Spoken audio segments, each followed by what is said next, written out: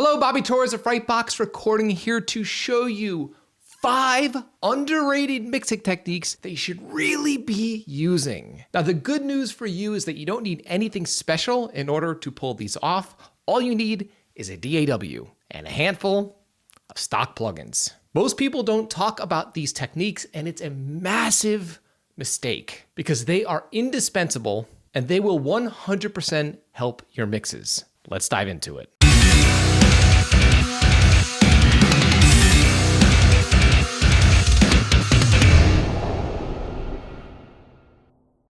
So without any further ado, I'm going to jump into the 5 techniques that I feel are incredibly underrated. And it's unfortunate because they are extremely powerful and extremely helpful. Now stick around to the end, especially for trick number 4 and 5. They're definitely going to take you by surprise, and I highly doubt that you're implementing them within your own productions. So you're going to want to learn them. So this leads me into technique number 1, and it's so simple. And that is to roll off the high frequencies on your delay and reverb returns. So right here, I have an audio sample of a mix that I've recently completed. I'm going to play the mix, and I want you to pay close attention to the reverb and delay on the vocals. More specifically, the delay on the vocals in the chorus of this song. Let's check it out.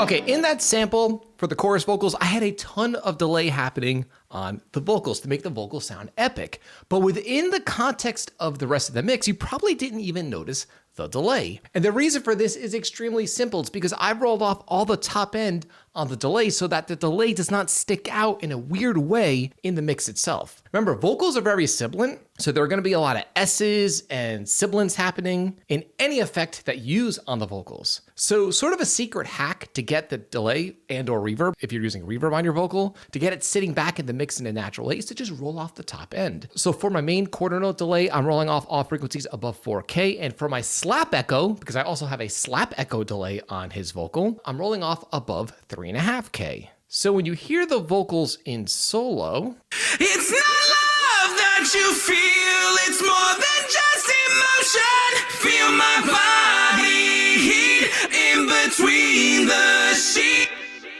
so as you can hear, there's a ton of delay, but because the delays are so dark due to me rolling off the high frequencies, they sit comfortably and naturally in the back of the mix. And most people do not think to do this. Their delays are all over the place, super sibilant, and very amateur sounding. And that's sort of a secret hack that you can use to darken your delays. This could be a delay on your guitar, a synth track. For me, it's most important on vocals because vocals are so sibilant. So that's number 1, roll off the high frequencies on your reverb and or delay. It goes a long way and it's completely free. Okay, and the next one, let me go to the verse of this song. Now pay close attention to the bass guitar in the verse. Let's check it out.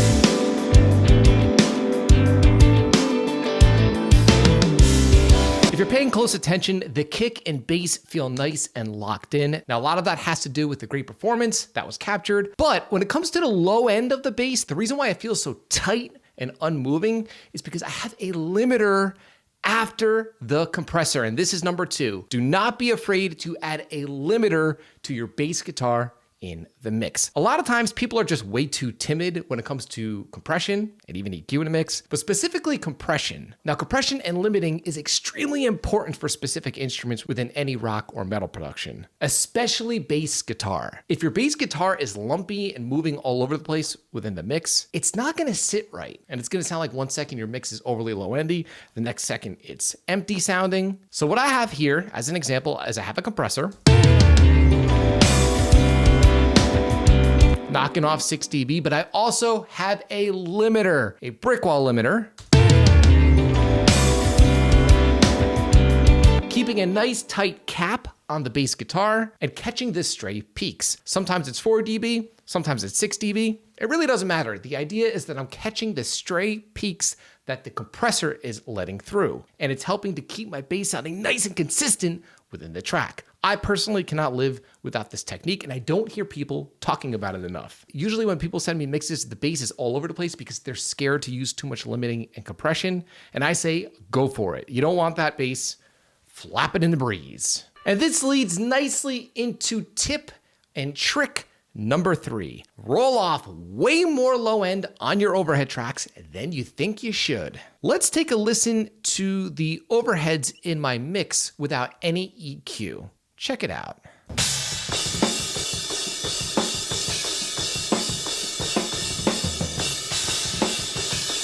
Okay, they sound cool, but there's a ton of mid-range, a ton of low end that's gonna be duplicated when I blend in the close mics. And the truth is, when it comes to modern heavy music, not even modern heavy music, any kind of rock or metal production, if you let too much of this frequency range add up, the low end and lower mids, you're gonna end up with a very, very muddy mix. And again, we're already getting enough of that from the close mics. And this goes for MIDI drums and live drums. It doesn't matter. The concept is the same. And again, people tend to go too easy on the high pass filtering on their overhead tracks. That ain't me. Let's take a look at the high pass settings that I have within the mix itself. Now let's actually hear the drums in total.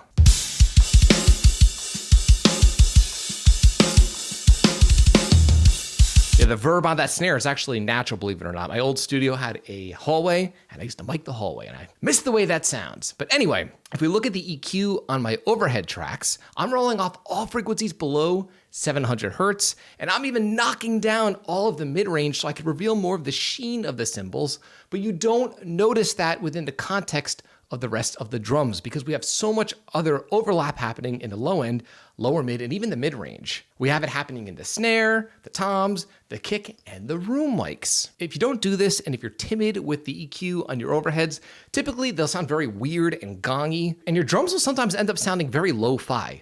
Now that could be cool if you're mixing a garage rock track, but let's be honest, most of the viewers watching my channel are mixing hard rock and modern metal production. And when I say modern, I mean any metal track that's been mixed within the last 50 years.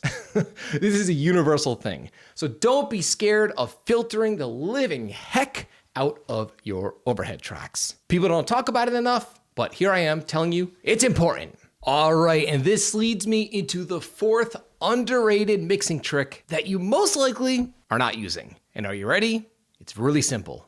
Don't compress your distorted guitar tracks. Now, full disclaimer and disclosure here, there's nothing wrong with using compression on your distorted guitar tracks. Some engineers like the sound of it, it adds a little bit of character, but there are also engineers that prefer to not compress their distorted guitar tracks because remember, distortion is a form of compression. And if we look at the guitar tracks in this mix, let's go up to the tone. Yeah, as you could see, this is the distorted tone. There's also a DI blended in the background, but the distorted tone itself is already compressed. The waveform is solid as a rock. It's a brick, right? So now you might be wondering, why am I suggesting to not add additional compression?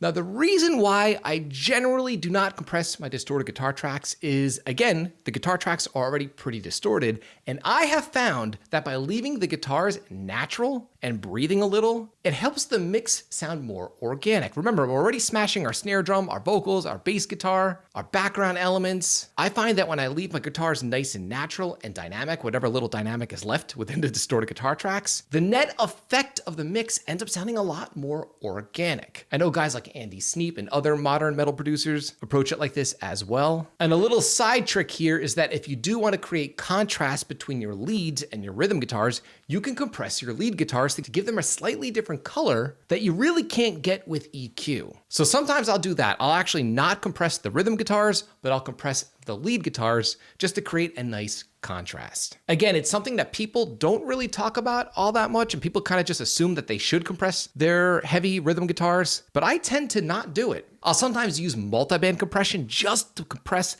the palm mute range, but almost never do I compress across the whole frequency spectrum. I like my rhythm guitars sounding natural and breathable within the mix, and I suggest giving it a shot yourself. I think you'll be pleased with the results. All right, now this leads me to the 5th and final underrated mixing technique that you're probably not using and that you definitely should be using, especially if you're interested in achieving a loud mix and master. You ready? That is to roll off the deep subs on your kick drum. So many of us think that, kick drum is a low-end instrument. Wouldn't you want those crazy low subs to add power to your mix? Well, the truth is the deep subs below like 30, even up to 40 hertz on your kick is just junk frequency that's eating up a ton of headroom on your mix as a whole. So in other words, it's frequency that's just a waste of energy. And if we look here on my drum bus, because remember, your kick drum is in the submix, so by high passing the submix, so in a sense, you're high passing your kick drum. And as you can see here, I'm rolling off all frequencies below 37 hertz on my drum bus, pretty much 40 hertz. And because of this, I end up with extra headroom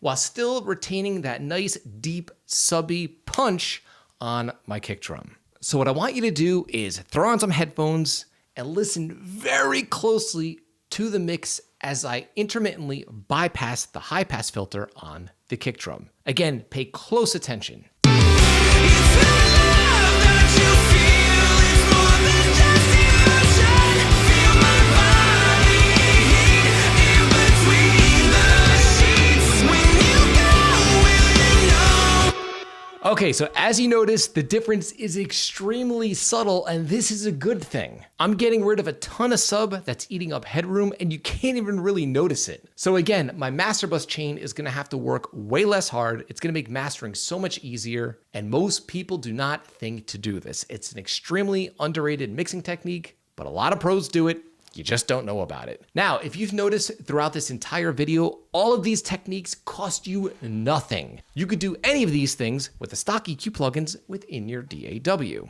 The truth is, production as a whole is like this. So many of us focus on the tools and making things overly complicated when we should be focusing on our technique and our workflow. That's where the real results come from. Unfortunately, most of us don't make it there because we're always stuck in this endless loop chasing our tail. Now, I don't want this for you. I want you producing better results with the gear that you're currently using. And because of this, I'm offering you direct access right now to my free training, 4 dead simple ways to massively improve your recordings and mixes. Within this free training, you'll learn my #1 technique for prepping heavy guitar tracks that virtually mix themselves. You'll also learn how to create instantaneous clarity within your mix using any old stock EQ plugin. You'll also learn how to take control over the levels in your mix so that instruments stop fighting with one another. And then finally, learn how to craft radio-ready vocal mixes, like the vocals you've heard in this video, using only stock plugins exclusively. Now, full disclosure, if you're one of these people that's constantly scrolling through TikTok and you have the attention span of a squirrel, don't waste your time. The training is almost an hour long, and it's meant for people who are serious, like I am, about audio production. Now, if you are one of those few people that are actually serious and you're tired of chasing your tail, you can have direct access to the training right now for absolutely free by clicking the link below. So I'm curious to know, were you familiar with these 5 techniques that I've shared in this video? Are you currently using them? Let me know by leaving a comment in the comment section below. I'd love to hear what you've been up to in your home studio. Now, in this video, I just shared with you underrated mixing techniques that I feel people don't talk about enough. I've also made a video on the overrated mixing techniques that everyone talks about that I think are a complete waste of time. If you're interested in learning about those, watch this video. I think you'll find it informative. Until next time, drink that Spindrift.